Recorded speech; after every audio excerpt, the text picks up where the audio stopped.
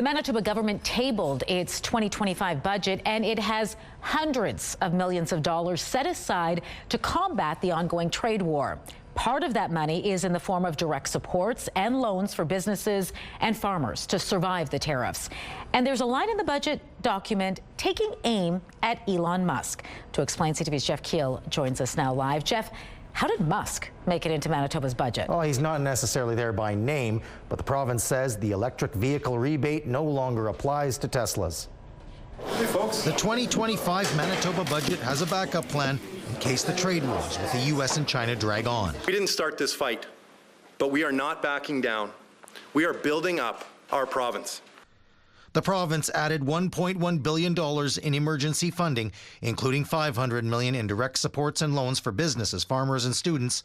Under this scenario, the deficit would climb to $1.89 billion by year's end. If the trade wars end, the deficit is projected at $794 million. Government hinted they've provided some dollars and they've set aside. What we're looking for is a little bit more detail. And we're pleased to see that money was set aside, but the devil's going to be in the details. Tariffs or no tariffs, the province says it's spending $3.7 billion on infrastructure projects to boost jobs, including a 4% increase in highways money. There's also a pledge to see a gold mine built in northern Manitoba. The province says this capital plan will lead to nearly 18,000 new jobs. We're doing it to put Manitobans to work and to protect our economy. There's also an additional $120 million to finish phase 2 of 3 of the North Sewage Treatment Plant. So I was glad to hear an emphasis today on funding for the North End plant. It's critical for our future.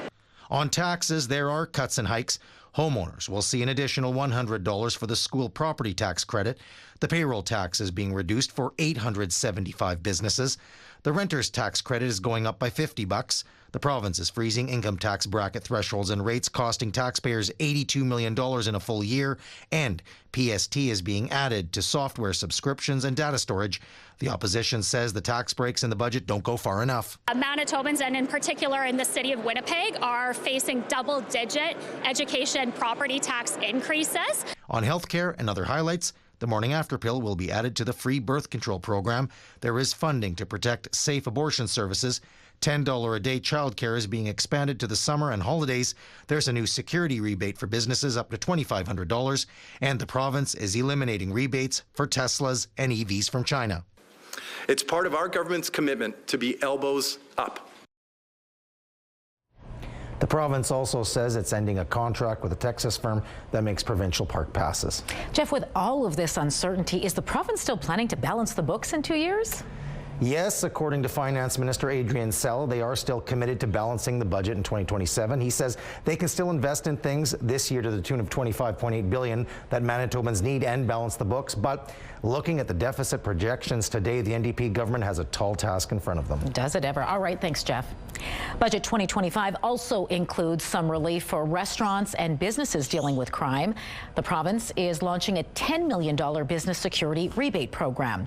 Manitoba businesses will be able to apply for a $2,500 rebate on increased security measures and products. Advocates in the restaurant industry say this is exactly what they were looking for. In restaurants, we really feel it. It's everything from bricks through windows to holdups, and we said we need something. We asked for a crime rebate program, building off the one that's already there. We said we need something specific for business, and today the government delivered on that with a $10 million commitment. The budget also included a boost in funding to child and family services agencies, and it's welcome news to the union representing caseworkers. The budget brings a $3.6 million increase to rural, northern, and Winnipeg child and family services agencies for salaries and employee benefits. Another $11 million is being added to grants for CFS authorities. It comes as workers at 3 agencies are prepared to strike as early as March 25th. We do not have a breakdown of the funding. It was indicated to us that it was for wage parity and to ensure the services can sustain. We know that if the wages don't keep up, the workers will go work where the wages are there, and there's plenty of opportunities in child welfare right now. So if the wages fall behind, the people that they support will suffer, and the other workers that remain will have to work twice as hard just to try and provide the bare minimum service.